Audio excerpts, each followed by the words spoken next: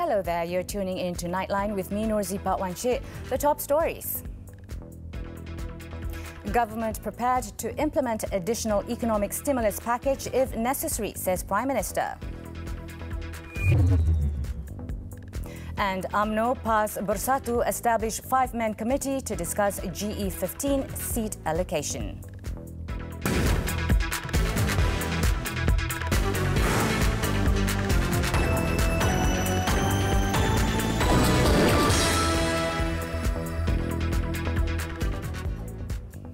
The government is prepared to implement additional economic stimulus package if needed. Prime Minister Tan Sri Muhyiddin Yassin said the government will carry out such initiatives to help the people in facing economic constraints, as it is a government that puts the people first.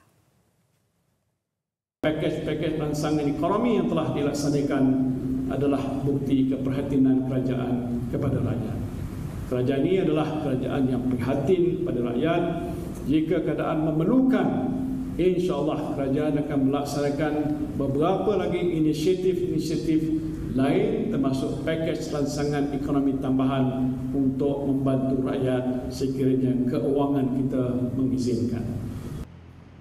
He added, as Prime Minister, he is responsible for the rakyat and could not turn a blind eye to their problems when the movement control order was enforced, which halted almost all economic activities and prevented the people from going to work and running their businesses. Among the initiatives that have been carried out by the government under the economic stimulus packages, totaling 295 billion ringgit, include the Bantuan Prihatin Nasional, loan moratorium, special assistance for small and medium enterprises, wage subsidies and electricity bill discounts.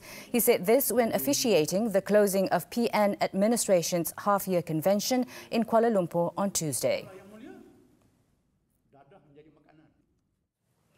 UMNO, PAS and Bersatu have decided to establish a 5-man committee to discuss seat allocation for the bloc in the 15th general election. Barisan Nasional Secretary-General Tan Sri Anwar Musa said the three parties were keen to limit the election contest and maintain a straight fight with Pakatan Harapan. He said at the same time, UMNO had also decided to join Perikatan Nasional and back Tan Sri Muhyiddin Yassin as Prime Minister.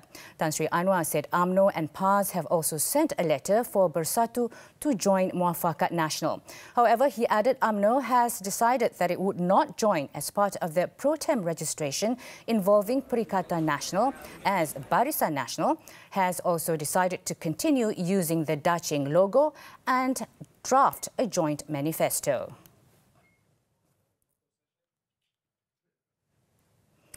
The government has put a ban on long-term immigration pass holders from India, Indonesia and the Philippines from entering the country due to the rise in COVID-19 cases in those countries. Senior Minister for Security, Datuk Sri Ismail Sabri Yaakob, said the ban starts on September 7th. Speaking during a media conference in Putrajaya, Datuk Sri Ismail Sabri said the decision was made on the advice of the Health Ministry. The ban will affect those with permanent resident or PR status, My Malaysia second home pass holders, expatriates with professional visit pass, resident pass holders, foreign spouse and children visa holders and foreign students. He added that there is a concern that there will also be a rise in cases once winter sets in colder countries. The senior minister said the bigger concern was, of course, Malaysians returning home from countries with winter, as they cannot be prevented from entering the country. Seperti yang disebutkan oleh Kementerian Kesihatan, apabila tiba musim sejuk nanti, kemungkinan besar berlaku peningkatan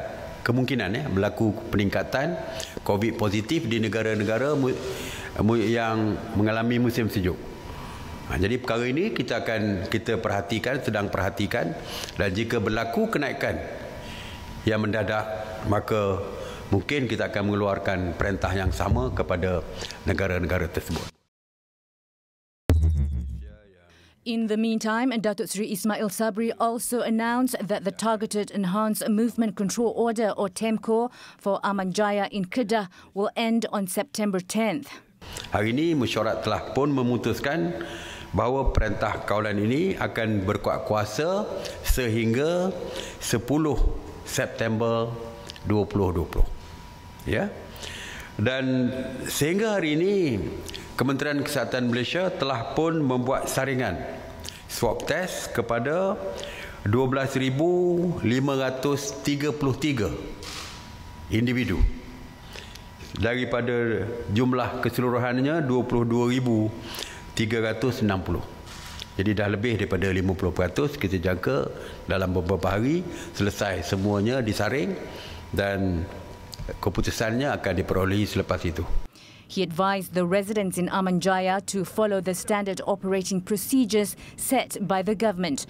On August 27th, the government had placed 3 areas in the region, namely Kenanga, Mawar and Melo, under the TEMCO. Another COVID-19 death was recorded on Tuesday, the second death from the Tawa cluster. It is also the third day in a row that someone has died due to COVID-19. Speaking at a media conference in Putrajaya, Health Director General Tan Sri Dr. Nur Hisham Abdullah said the latest fatality involves an 80-year-old Malaysian woman from the Tawa cluster who had a history of chronic illness. The death brings the country's COVID-19 death toll to 128. He also revealed that 14 new cases were reported on Tuesday and the presence of a new cluster in Lahad Datu Sabah. He added although Malaysia's infection rate is now under control, developments in other countries such as India, South Korea, Japan, Spain and France demonstrate that an increase in cases during cold weather conditions must be considered. Kita kena ambil langkah-langkah pencegahan iaitu meningkatkan kawalan sempadan kita. Walaupun kita lihat negara kita sekarang ini mengalami 2 angka ataupun 1 angka, tetapi iaitu jangkitan ataupun penularan COVID-19 dalam negara masih terkawal. Tetapi apa yang kita perlu tingkatkan ialah pastikan terkawal sehingga ke akhir Disember 31 Disember supaya kita dapat membendung penularan penyakit ini. Gold prices have increased by 30% this year. So why invest in gold? Can investing in gold be a good alternative to savings? And is this the right time? Watch Money Matters with me, Zahir Kalwinong Abdullah, at 6 p.m. this Saturday, only on TV3.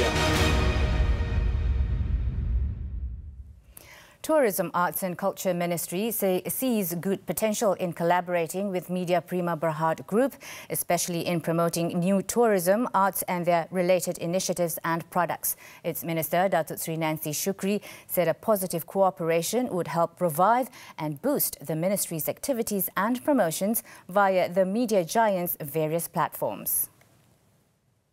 Saya melihat potensi kolaborasi di antara Motek dengan Media Prima ini sebagai satu kolaborasi yang amat positif kerana melalui perbincangan kita tadi kita dapat membincangkan perkara-perkara baru yang boleh menjadi produk pelancongan. Jadi saya percaya dengan platform yang ada dalam Media Prima ini boleh membantu kita. Earlier, MPB Group Chairman Datuk Dr. Syed Hussein Al-Junaid, MPB Group Managing Director Datuk Iskandar Mizal Mahmud, Media Prima Omnia CEO Michael Chan, as well as MPB News and Editorial Operations Executive Director and New Straits Times Press Malaysia Berhad Interim CEO Mustafa Kamil Muhammad Jano paid a courtesy visit on the Minister at her office in Putrajaya on Tuesday. The MPB senior management held an hour-long closed-door discussion with the Minister on how both parties could work together, especially at a time of an ongoing pandemic. We hope lepas ini kita boleh explore kerana kita mempunyai berbagai-bagai platform untuk mempromosikan aktiviti-aktiviti yang telah dijalankan dan akan dijalankan oleh kementerian. Media Prima Berhad has acquired the remaining stake in its home shopping segment, CJ Wow Shop, making it a wholly owned subsidiary of the group. The media conglomerate said the acquisition was part of its transformation plan to tap into the strong prospects of the home shopping and e-commerce industry.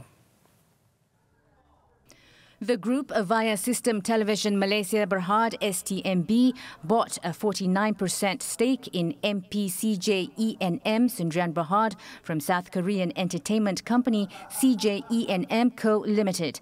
MPB Group Managing Director Dato' Iskandar Mizal Mahmud said having built the brand and with key infrastructures in place, the group had achieved the primary objectives of the joint venture. CJ Wow Shop has been instrumental in generating non-advertising revenue for Media Prima from both television and digital platforms, contributing over 230 million ringgit to the group's revenue in 2019.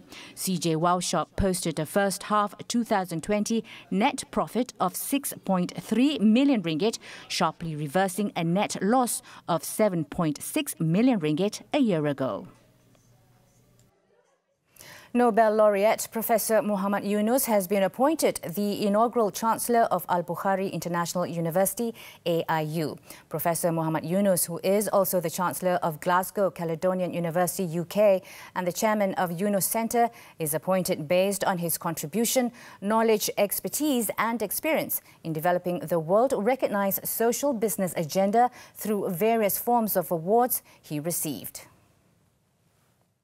AIU Vice-Chancellor and President Professor Dr. Abdul Aziz Tajuddin, in a statement, said Professor Muhammad Yunus's appointment as Chancellor is in line with the philosophy, vision and mission of the establishment of AIU to develop graduates as change agents in respective communities through social business agenda.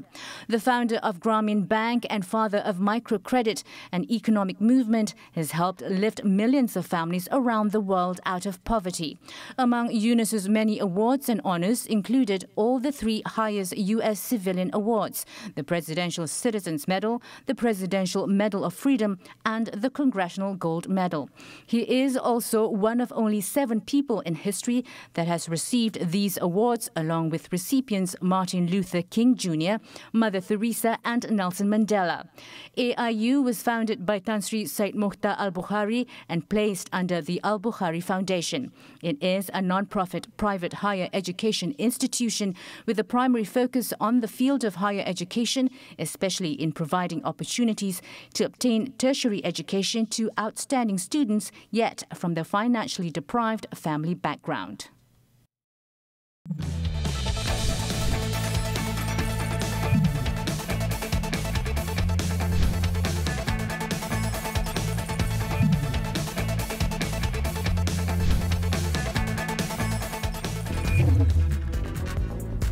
Police detain 12 loan shark syndicate members in Johor. More on this when we return.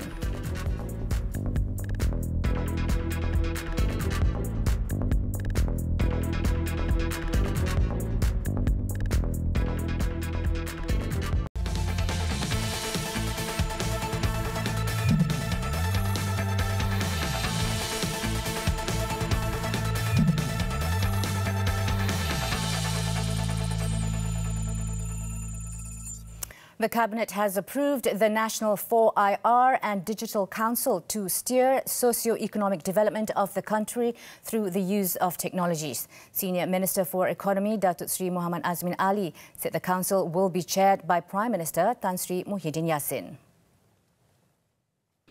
Datuk Sri Muhammad Azmin said the Council will provide policy leadership on matters regarding the Fourth Industrial Revolution, IR 4.0, and digitalisation. With the formation of the Council, the way forward to accelerate the growth of the economy will go in tandem with the adoption of artificial intelligence, robotics, drone and sensor technologies, while synergising the capabilities of 5G infrastructure. I think that is the main focus of the current administration, where we want to focus on this 5G and industry forward 4IR. I also mentioned briefly in my speech that the Prime Minister has launched this innovation sandbox under Saudara KJ. We believe Malaysia has to be actively involved in these new areas of technology so that we can attract more investments of high value into Malaysia. So these are the new areas that we are looking at. He was speaking to the media after giving a special address at the Invest Malaysia 2020 Virtual Series 3 in Kuala Lumpur on Tuesday. Datuk Seri Muhammad Azmin, who is International Trade and Industry Minister, said the government will also focus on increasing the supply of local talent who are highly skilled in innovation and technologies by forming sandboxes to produce a talent pool. Police have detained 12 men suspected of being members of a loan shark or Along Syndicate following a week-long raids at several locations in the country. Johor Police Chief Dato' Ayub Khan Maidin Piche on Tuesday said 9 of them, aged between 23 and 36, were arrested in Johor Bahru, Batu Pahat and in Kepong on August 15. The remaining 3 suspects, aged between 29 and 46, were arrested in Sepang, Skudai and Johor Jaya on August 22nd.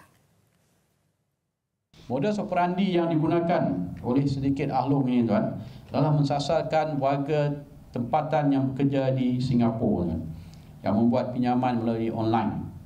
Di mana bangsa tidak berjumpa secara terus dengan pemberi pinjaman, sebaliknya interaksi berlaku melalui akaun bank milik bangsa. He added once borrowers failed to make repayments, the Along would search for their addresses and then threaten them. Along with the arrest of the 12 suspects, who are all locals, police also seized, among others, 14 laptops, 52 handphones, 43 SIM cards, 5 cars, red paint and a centralized processing unit. Authorities have also set up a task force to track down the remaining suspects, including the mastermind of the illegal money lending business, who is believed to be in Singapore. In Pulau Pinang, police busted 2 online gambling syndicate call centres with the arrest of 60 Chinese individuals and 49 locals, including women. State Police Chief Datuk Sahabuddin Abdul Manan said the operation, dubbed as Ops Dadu Khas, was carried out in Jelutong, Georgetown and Sungai Bakap. In the first raid on a furniture factory used as a call centre for online gambling and unlicensed stock investments in the Sungai Baung industrial area, police detained 99 individuals, including 57 Chinese nationals aged 19 to 52. Syndicate ini diketuai oleh seorang lelaki warga negara China dan dipercayai telah beraktif lebih kurang sebulan. Premis beroperasi setiap hari dari jam 10 pagi hingga 10 malam. Setiap kerja dibayar gaji bulanan sebanyak RM3,000 sebulan dan dibayar secara tunai. Pelanggan yang disasarkan adalah pelanggan dari negara China. Police did not rule out that the syndicate's mastermind was still in Malaysia and was carrying out similar activities in several other states. The police also raided 3 luxury condominiums in Jelutong in separate raids and detained 10 men, including 3 Chinese nationals aged 20 to 61, for advertising online gambling through the WhatsApp and WeChat applications targeting local customers. The syndicate, believed to have been operating for the past 1 year, was masterminded by a local man aged 61 who was nabbed in the raid. Throughout the operation, 99 sets of computers, 6 laptops, 12 bank cards, 4 luxury cars, as well as hundreds of mobile phones and tablets were also seized by authorities. All those detained have been remanded for 4 days until tomorrow to assist police investigations. Still to come, Facebook fights back in Australia with threat to ban news sharing. Stay with us.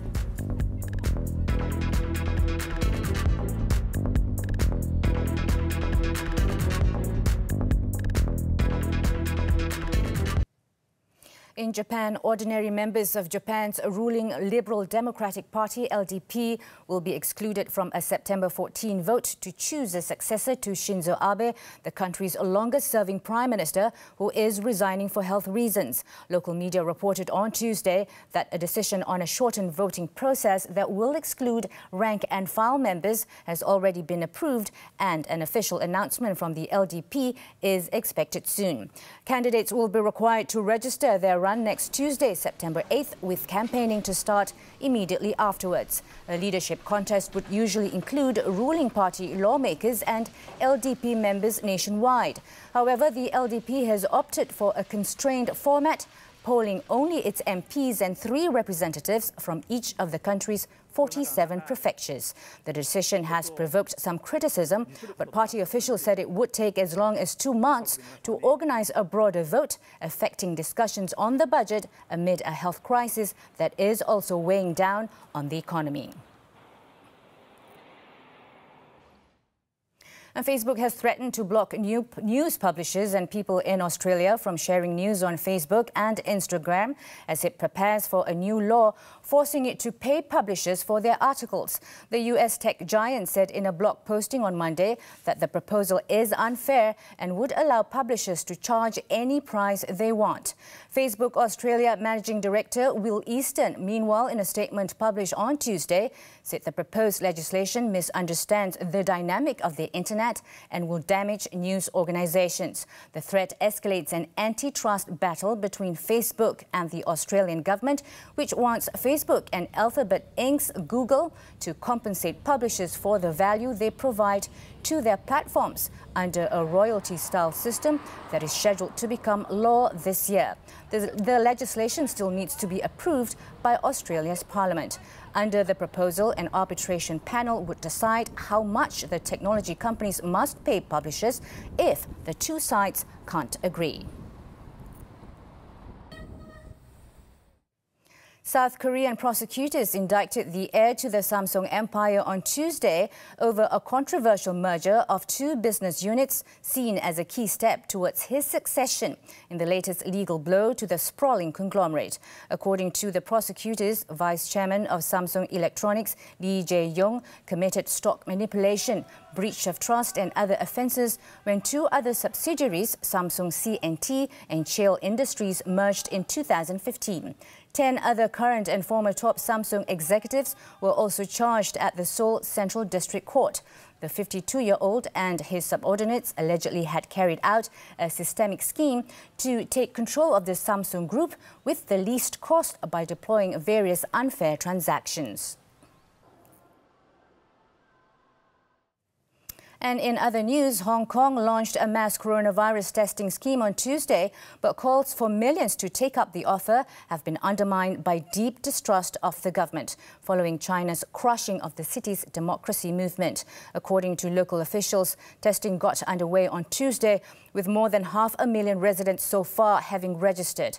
However, the program has been hampered by a limited response due to the involvement of mainland Chinese testing firms and doctors and swirling public fears of the harvesting of data and DNA as Beijing cracks down on calls for democratic reform. It is understood that tests will run for between a week and 2 weeks, depending on public demand, with numbers limited each day to reduce the risk of infection.